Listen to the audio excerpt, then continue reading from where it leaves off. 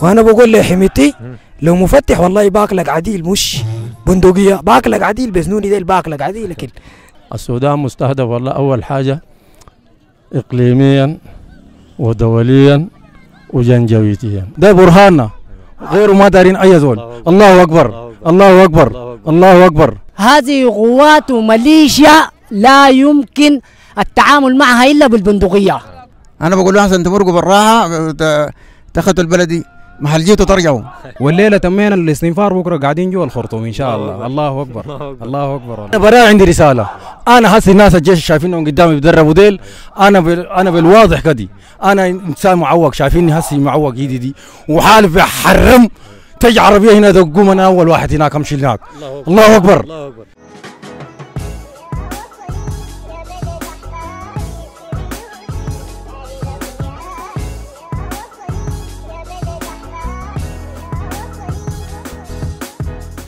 الحاج إبراهيم الرفاس. عمنا الحاج، أنت مفوض البرهان؟ نعم مفوض البرهان تماما في المرحلة دي. طيب ليه؟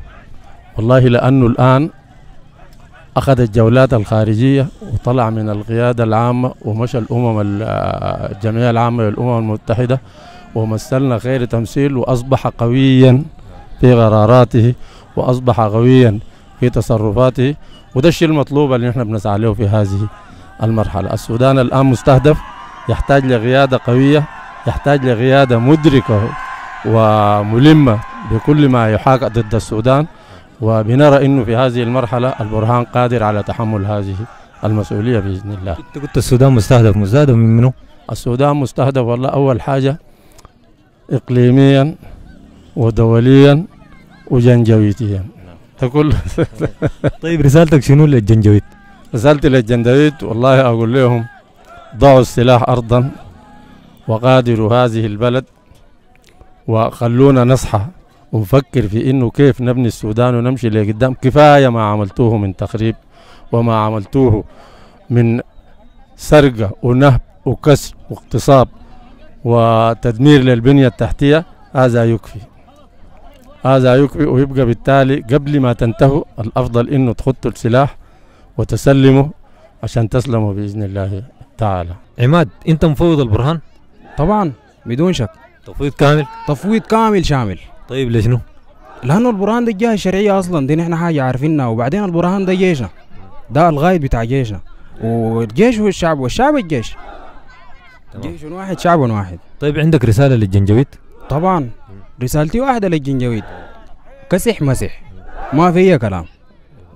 وبعدين الجنجويت قالوا جاهزية سرعة حسم، ونحن والله جاهزيتنا يا هم ديل. والليلة تمينا الاستنفار، بكرة قاعدين جوا الخرطوم إن شاء الله. الله أكبر الله أكبر. طه رشيد طه العوض. طه أنت مفوض البرهان؟ أيوة مفوض البرهان، وأنا برضه طبعا بحيي البرهان تحية خاصة، وأقول له جيش واحد شعب واحد ونحن وراك. وأنا بقول لحميتي لو مفتح والله باكلك عديل، مش بندقية، باكلك عديل بسنوني ديل باكلك عديل. لكن اللمين، أنت مفوض البرهان؟ نعم مفوض البرهان. نعم. طيب لشنو مفوض البرهان؟ لأنه هو القائد الأعلى للقوات المسلحة وهو الجهة الشرعية بالنسبة للسودان. تمام. طيب عندك أي رسالة للجنجويد؟ رسالة للجنجويد يعني الجيش بالمرصاد لهم وكل المستنفرين بالمرصاد. عندنا إن شاء الله حنحرر يعني آخر فرصة، آخر نقطة في الخرطوم، ونتحرر كل الجنجويد بإذن الله تعالى. وكل المعسكرات الآن الحمد لله أعدت تماما ما شاء الله، وكل المجندين والمستنفرين جاهزين بإذن الله تعالى، راجين الإشارة بس كلنا إن شاء الله الخرطوم جوا. الله أكبر الله أكبر الله أكبر. مفوضين الجيش على راسه القيادة العامة اللي هي عبد الفتاح البرهان. طيب ليه أنت مفوضه؟ والله هي الجهة الشرعية بتمثل الدولة. نعم. حتى الأمم المتحدة استدعته للجلسة، هو الرئيس الشرعي، هو الجهة الشرعية بتمثل الدولة اللي هي السودان.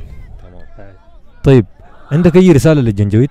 والله رسالتنا للجنجويد إنهم في الجنجويد حتى حاليا هم في أواخر نهايتهم، ونحذرهم يا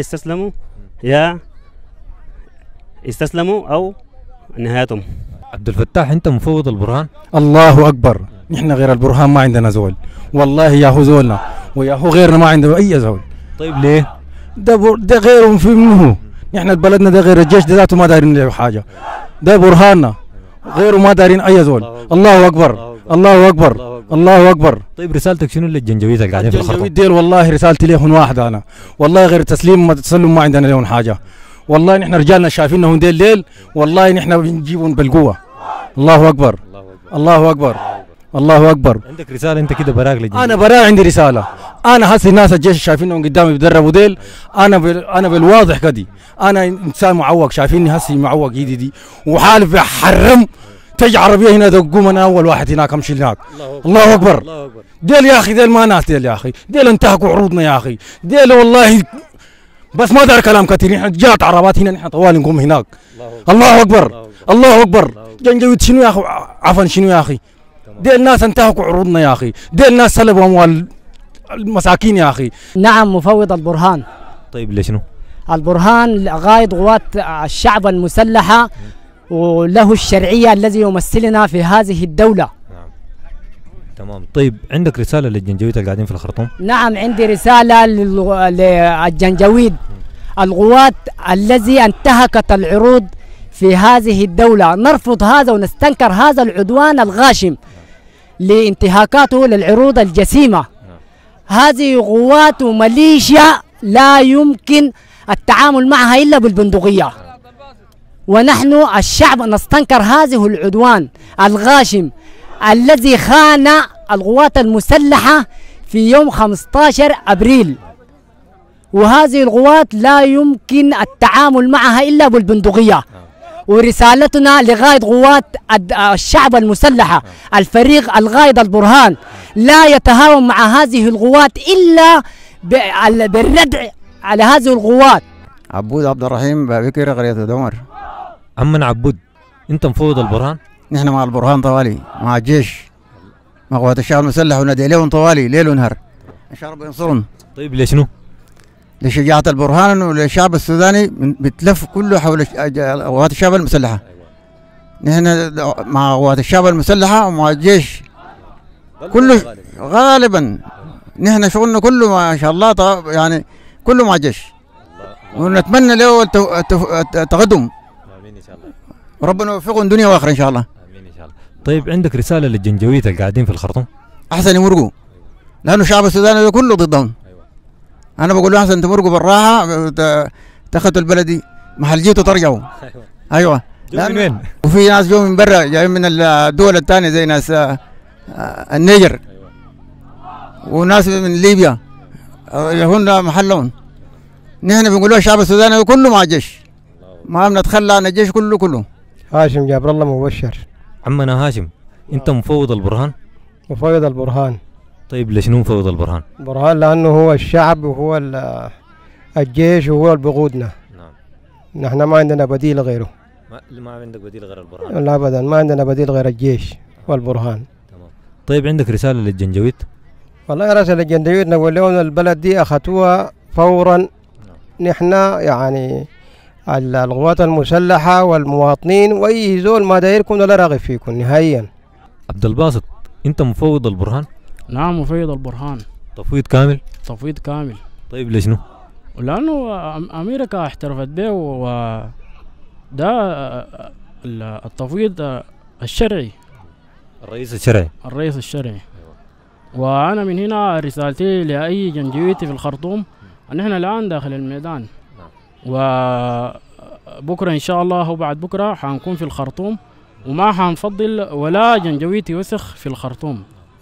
ورسالتي لكم واضحة جدا، أنا المواطن عبد الباسط منصور عبد العزيز من داخل الميدان، جايينكم إن شاء الله، وما حنفضل فيكم ولا جنجويتي في الخرطوم إن شاء الله. حتتنظف إن شاء الله. الله أكبر الله أكبر ولا نامت عين الجبناء. الله أكبر الله أكبر ولا نامت عين الجبناء. معاك الأستاذ عمر جعفر محمد عبد الصمد من قرية العمر. أستاذ عمر أنت مفوض البرهان؟ تفويض تام. أنا مفوض البرهان 100%. 100. تمام. طيب مفوض البرهان لشنو؟ مفوض لأنه هو القائد الشرعي لهذه البلاد. نعم. أيوه. طيب عندك أي رسالة للجنجويد؟ رسالتنا نحن معاون الناس دي ثاني تفاوض ما دارين معاون أي تفاوض. نعم. الناس دي نحن تفاوضنا معاهم في الميدان بس. نعم. أو نحن ولاد بلد نقعد نقوم على كيفنا. نحن وقت القتال دائما بنصبق سيفنا. ونحن الحنظل ونحن الكينة ونحن كيدا لين ما بينا. الله اكبر. ابشر الله اكبر. ابشر والله. تمام شكرا لك كثير. الله يبارك الله يكرمك يا كثير، ان شاء الله منصورين ان شاء الله. امين ان شاء الله. ونحن ان شاء الله مع البرهان غلبا وغالبا، شيبا وشبابا، نساء ورجال واطفالا ان شاء الله. الله اكبر الله اكبر. جيش واحد شعب واحد، شعب واحد جيش واحد.